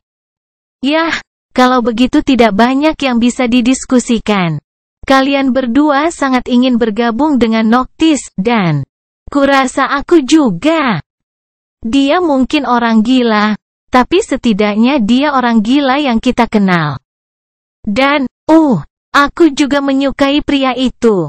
Terlepas dari kenyataan bahwa dia tidak jujur, berbohong, licik, gila, penipu pengecut. Tidak ada orang yang sempurna, tahu? Evie terkikik. Wow, sepertinya dia mengingatkanku pada seseorang. Hah, sekarang siapa itu? Kemudian, dia menyeringai pada Sunny dan bertanya, sudah beres, kalau begitu. Jadi, haruskah kita pergi dan menyampaikan kabar baik kepada penipu pengecut itu? Kau tahu tentang bagaimana dia tidak perlu membunuh kita dan memasukkan jiwa kita ke dalam peralatan rumah tangga? Dia sepertinya siap untuk pergi, tetapi Sunny menghentikannya dengan gerakan ragu-ragu. Bagian selanjutnya ini, dia telah banyak memikirkannya, tidak tahu apakah itu hal yang benar untuk dilakukan, atau kesalahan besar. Dia masih tidak yakin, tetapi memiliki perasaan bahwa keputusan yang dia buat pada akhirnya adalah keputusan yang benar. Setidaknya itu terasa seperti itu. Bagaimanapun, tidak ada jalan untuk kembali. Sunny terdiam sebentar, lalu melirik teman-temannya dengan ekspresi tegang. Sebelum kita melakukannya, ada sesuatu yang perlu kuberitahukan padamu. Evie dan Kai menatapnya dengan sedikit keterkejutan tertulis di wajah mereka, sementara alis Casey tiba-tiba terangkat. Dia sudah tahu apa yang akan terjadi, tentu saja. Kai menatapnya dan tersenyum. Oh, apa itu? Sunny menghela napas, berbalik, lalu menghadap mereka dan mengangkat bahu. Ah, tidak ada yang terlalu serius. Hanya, ya, sejujurnya. Dia mencengkeram jimat Zamrud lebih erat, dan berkata, kesalahanku adalah aku tidak bisa berbohong. Aku memiliki nama sejati, yang kuterima di mimpi buruk pertamaku. Aspekku adalah peringkat ilahi. Aku memiliki 3 inti jiwa. Sebenarnya, inti bayangan. Yang secara teknis membuatku iblis. Oleh karena itu tubuh jelek ini. Saya telah membuka warisan aspek saya. Saya mewarisi garis keturunan salah satu dari 7 daemon. Oh, dan juga, bagaimana saya mengatakan ini? Saya mungkin Tuan Mongrel, maaf tentang yang itu, Kai. Budak Bayangan bab 689 Kepercayaan. Evie yang sudah berdiri hendak pergi, membeku, lalu perlahan duduk kembali. Kai menjatuhkan topeng kayunya ke lantai dan menatapnya dengan mata terbelalak. Bahkan Casey tampak sedikit terkejut, meski sudah mengetahui sebagian besar hal yang baru saja dia katakan. Keheningan mematikan menetap di ruangan itu, dan Sunny mendapati dirinya ditusuk oleh 2 tatapan tercengang. Dia menggaruk lehernya, lalu terbatuk canggung dan memalingkan muka. Ya, kurang lebih hanya itu yang ingin kukatakan. Tentu saja, keputusan untuk mengungkapkan rahasia ini kepada teman-temannya tidaklah mudah. Faktanya, itu bertentangan dengan semua yang diyakini Sunny. Setiap insting di tubuhnya berteriak bahwa dia melakukan kesalahan besar. Tetapi insting tidak selalu merupakan penasihat terbaik. Kalau tidak, apa gunanya memiliki kecerdasan dan kemampuan untuk memikirkan keputusan Anda? Faktanya adalah bahwa Sunny pernah melakukan kerusakan yang tidak dapat diperbaiki pada hubungannya karena sifatnya yang tidak percaya. Kembali ke Forgotten Shore, dia telah menyimpan rahasianya terlalu baik, gagal memahami bagaimana tipuannya akan membuat orang lain melihatnya. Tentu, dia punya alasan untuk berperilaku seperti itu. Dan ya, dia tidak pernah benar-benar berbohong kepada sekutunya, hanya menahan atau memanipulasi sedikit informasi untuk menjaga dirinya tetap aman. Tetapi yang lain tidak tahu tentang alasannya. Yang mereka tahu adalah bahwa kepercayaan mereka tidak pernah dikembalikan sepenuhnya, dan bahwa dia penuh dengan rahasia, ketidaksesuaian. Dan cara yang sangat halus untuk menyimpan rahasia itu untuk dirinya sendiri. Sunny tidak pernah menjelaskan dirinya sendiri. Dan jika tidak ada penjelasan, kesalahpahaman pasti akan terjadi, mungkin akibat yang mengerikan. Siapa tahu? Jika lebih terbuka dengan Nevis, dia mungkin tidak menganggapnya pembohong, menyerap persepsi salah itu ke dalam pembentukan dirinya sendiri. Apakah semuanya akan berakhir berbeda? Terlepas dari itu, saat ini, Sunni mengetahui kedua aspek. Dan, yang lebih penting, kekurangan dari setiap anggota kelompok. Tapi mereka tidak bisa mengatakan hal yang sama. Mereka mengungkapkan kelemahan mereka kepadanya, tetapi dia mempertahankan kelemahannya sendiri, gagal membalas kepercayaan ini. Untuk saat ini, semuanya tampak baik-baik saja.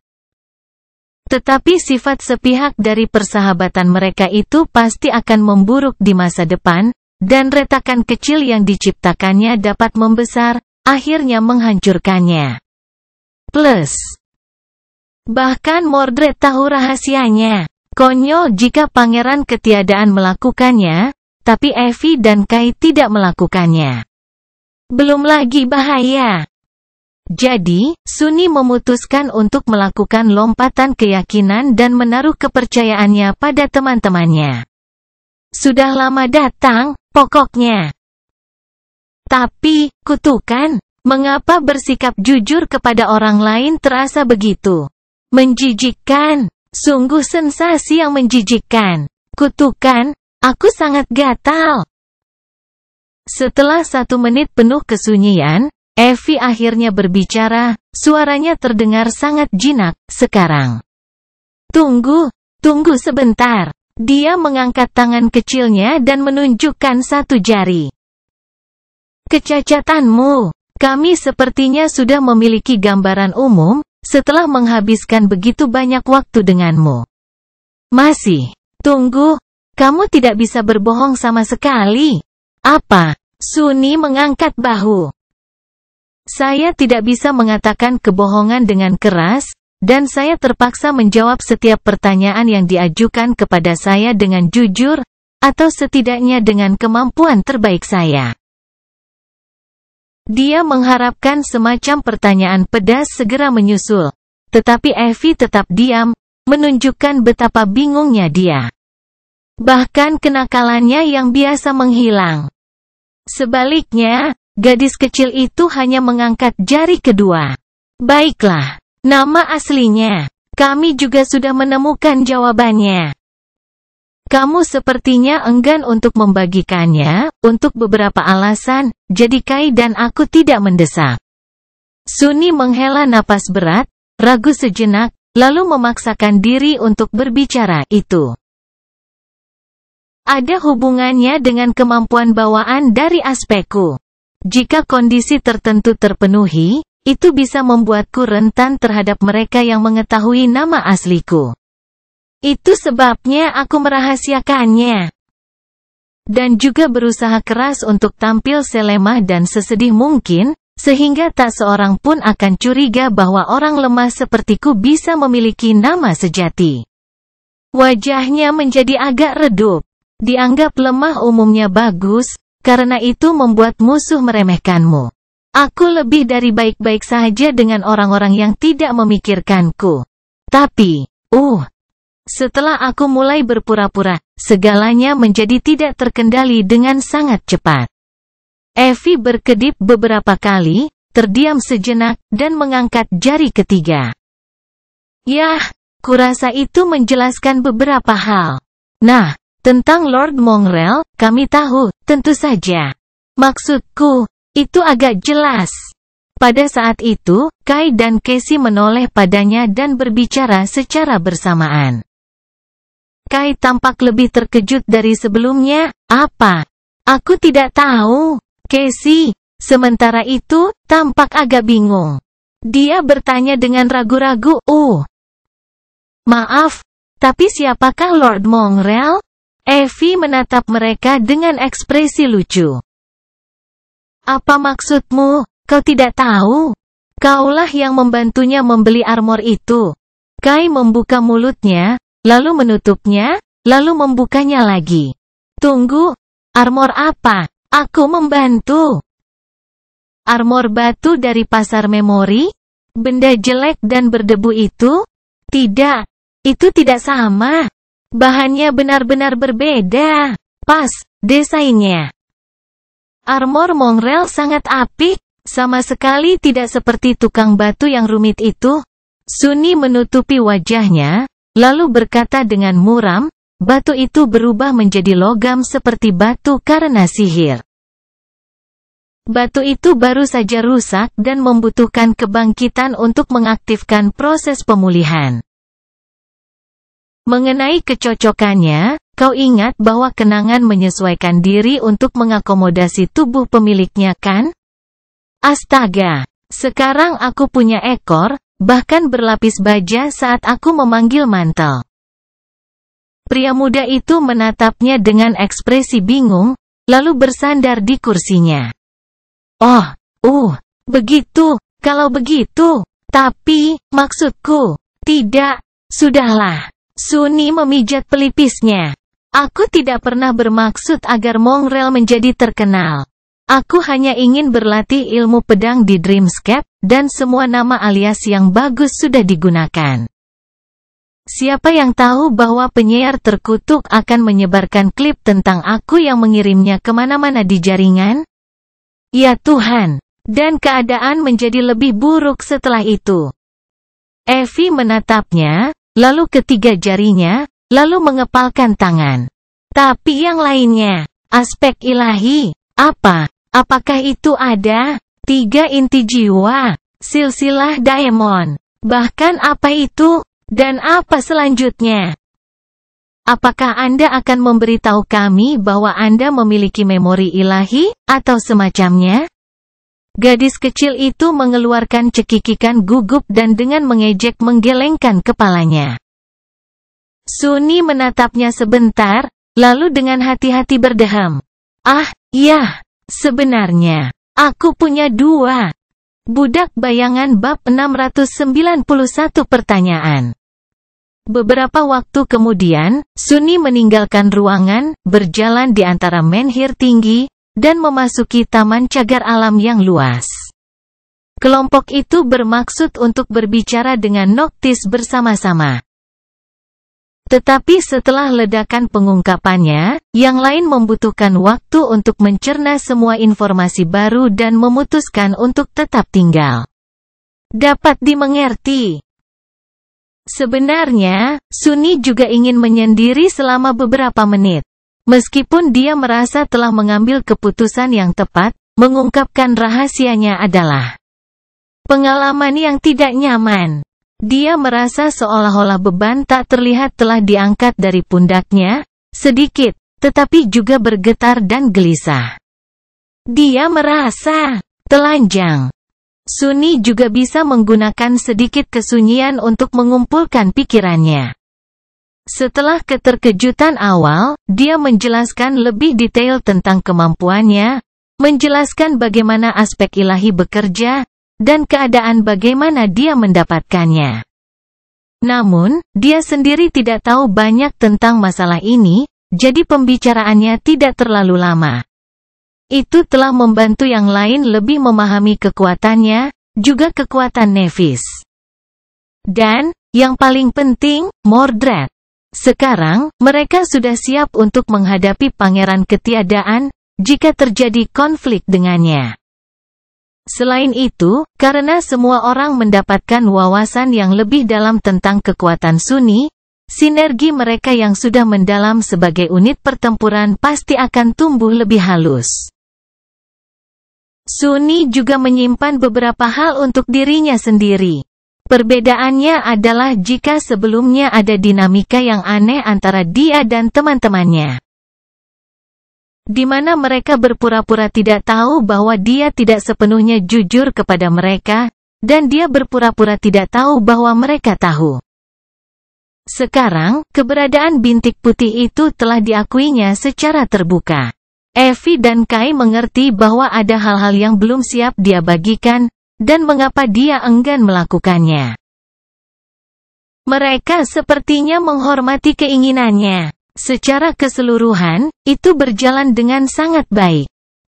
Berjalan melalui taman yang indah, yang diterangi oleh cahaya pucat bulan purnama, Suni menikmati udara tenang di sanktuari.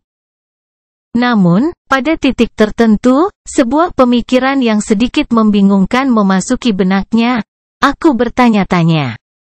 Apakah keputusanku ini dipengaruhi, sampai taraf tertentu, oleh racun Hope?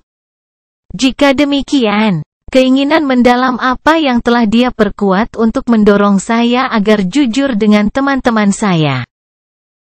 Untuk sebuah perubahan, tiba-tiba berpikir, Suni mendekati pintu sarang penyihir, menunggu dengan sabar sampai boneka pelaut membukanya, dan berjalan masuk. Mungkin aku selalu. Matanya tiba-tiba menyipit, dan tangannya melesat ke samping, siap untuk menggenggam batang penglihatan kejam. Ada yang sangat tidak beres di dalam aula yang gelap. Bau darah yang kental dan memuakkan menyerang lubang hidungnya, mengirimkan adrenalin mengalir melalui lubang hidungnya. Itu mengelilinginya seperti gelombang yang menyesakkan, seolah-olah pembantaian yang mengerikan baru saja terjadi di tempat tinggal penyihir abadi. Tapi Suni tidak melihat mayat. Ruang tengah masih sama seperti yang dia tinggalkan terakhir kali, kosong dari semua perabotan, dengan lingkaran besar rune yang digambar di lantai batu. Tidak sepenuhnya sama. Lantainya telah retak di beberapa tempat, seolah-olah ada sesuatu yang mendorongnya dari bawah, memberikan tekanan yang menghancurkan pada batu-batu kuno. Noctis masih berada di tengah lingkaran. Salah satu lengan bajunya digulung, dan ada luka yang dalam di pergelangan tangan kirinya, aliran darah mengalir di tangannya dan jatuh seperti pita merah. Di tangannya yang lain, dia memegang sabit berlian. Penyihir itu dikelilingi oleh genangan darah yang dangkal. Namun entah bagaimana, darah itu gagal menyentuh keliman pakaiannya. Suni menatapnya selama beberapa saat, memperhatikan bahwa permukaan batu sepertinya perlahan menyerap darah. Kemudian, dia mencengkeram jimat zamrud dan bertanya dengan datar. Apakah kamu mencoba bunuh diri? Noctis perlahan membuka matanya, menatap Suni, dan tersenyum cerah. Kemudian, bertingkah seolah-olah tidak terjadi sesuatu yang luar biasa, dia menyeka sabit intan. Menyembunyikannya di lipatan pakaian sutranya, dan membungkuk, apa? Tentu saja tidak. Aku terlalu muda untuk mati. Suni memberinya tatapan ragu. Muda, umurmu setidaknya 1000 tahun. Penyihir itu memiringkan kepalanya, menggaruk pipinya dengan tatapan serius, dan kemudian tersenyum lebih cerah. Apa? Tentu saja tidak. Aku terlalu cantik untuk mati. Senang dengan dirinya sendiri. Noctis entah bagaimana menutup luka di pergelangan tangannya, melompati genangan darah, dan berjalan menuju Suni dengan ekspresi santai. Ayolah, tempat ini perlu diangin-anginkan, kurasa. Tamannya bagus dan sejuk. Suni melemparkan pandangan terakhir ke genangan darah yang menghilang. Apakah dia membayangkannya? Atau apakah lantai batu ruangan itu sedikit bergetar, saat itu? Sambil menggelengkan kepalanya, dia berbalik dan mengikuti Noctis keluar. Bersama-sama, mereka perlahan menuju pulau altar. Noctis tampaknya sangat menikmati kesunyian taman yang diterangi cahaya bulan. 1 atau 2 menit kemudian, dia memecahkannya dengan pertanyaan tanpa beban, jadi. Apa yang ingin kamu katakan padaku? Apakah kamu dan temanmu sudah mengambil keputusan? Suni ragu sejenak, lalu menjawab, kami melakukannya. Kami akan membantumu membebaskan Hope. Noctis menyeringai. Oh, luar biasa. Setelah itu, dia tidak mengatakan apa-apa lagi. Suni menunggu sebentar, sedikit bingung. Mereka sudah sampai di altar putih dan duduk di bangku batu, menikmati pemandangan danau yang masih asli, dengan lingkaran pucat bulan yang terpantul di permukaannya yang tenang. Namun, tukang sihir itu tampaknya kehilangan kemampuannya untuk berbicara. Sedikit kesal, Suni ragu sejenak dan kemudian bertanya dengan canggung. Jadi, apakah kamu perlu aku memberimu pisau? Noctis menatapnya dengan senyum ringan dan mengangkat bahu. Ah, tidak perlu. Simpan saja. Mata Suni berkedut. Apa maksudmu, menyimpannya? Bukankah pisau itu yang kau cari? Penyihir abadi melihat pantulan bulan, lalu melambaikan tangan dengan samar. Kita bisa berurusan dengan mereka ketika saatnya tiba. Segalanya akan beres dengan sendirinya, dengan satu atau lain cara. Dia terdiam sebentar, lalu menambahkan, senyumnya perlahan menghilang, sekarang Wan di utara sudah mati, segalanya akan mulai bergerak lebih cepat. Penguasa rantai lainnya mungkin sudah bergerak. Noctis menghela nafas, lalu bersandar dan menatap langit. Kita tidak akan memiliki banyak waktu untuk bersiap seperti yang kuharapkan. 2 bulan, mungkin. Bahkan mungkin kurang. Kamu dan temanmu harus menghabiskan waktu itu dengan bijak. Begitu akhir dimulai, kita tidak akan memiliki kesempatan untuk bersantai seperti ini sampai semuanya berakhir. Suni terdiam, lalu menatap danau yang tenang. Setelah beberapa saat, dia berkata, kami akan membantumu, tapi aku punya beberapa pertanyaan. Geli dengan pernyataan itu, Noctis tertawa. Kamu bahkan punya pertanyaan di malam seperti ini? Tanpa matahari. Kamu harus belajar bagaimana menikmati diri sendiri, dari waktu ke waktu. Luangkan waktu sejenak dan hargai dunia. Kalau tidak, apa gunanya hidup? Suni meliriknya dengan ekspresi datar. Apakah saya terlihat seperti seseorang yang tahu apa gunanya hidup? Terima kasih atas sarannya, saya akan mengingat kata-kata Anda. Namun, saya masih memiliki pertanyaan. Penyihir itu membuat wajah masam dan menghela nafas. Baiklah, 1 pertanyaan. Aku akan menjawab 1 pertanyaan. Jadi pikirkan baik-baik sebelum menanyakannya. Suni terdiam beberapa saat, menatap pantulan bulan. Wajahnya menjadi serius, bayangan yang dalam menutupi matanya. Setelah beberapa menit dihabiskan dalam diam, dia akhirnya mengerutkan kening, menatap Noctis, dan berkata, kalau begitu katakan padaku satu hal ini. Mengapa Dewa Matahari menghancurkan kerajaan harapan? Yang abadi mengangkat alisnya, lalu mengangkat kepalanya ke belakang dan tertawa. Demi bulan. Dari semua pertanyaan di dunia, kamu hanya perlu menanyakan yang ini, bukan?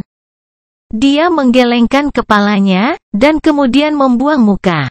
Yah, kesepakatan adalah kesepakatan. Saya akan menjawab. Seperti banyak orang lain yang mencoba menjawab pertanyaan ini selama berabad-abad. Beberapa mengatakan bahwa itu karena dia adalah Desmond, yang lain mengatakan bahwa itu karena dia terlalu kuat. Bahwa dia menjadi terlalu sombong, atau bahwa dia menjadi terlalu bersinar, bahkan melebihi penguasa cahaya. Tapi mereka semua salah. Sebenarnya, setidaknya apa yang saya pikirkan adalah kebenaran. Harapan tidak dihukum karena dia terlalu kuat, terlalu sombong, atau terlalu bersinar. Dia terdiam beberapa saat, lalu menghela nafas. Itu karena dia disembah.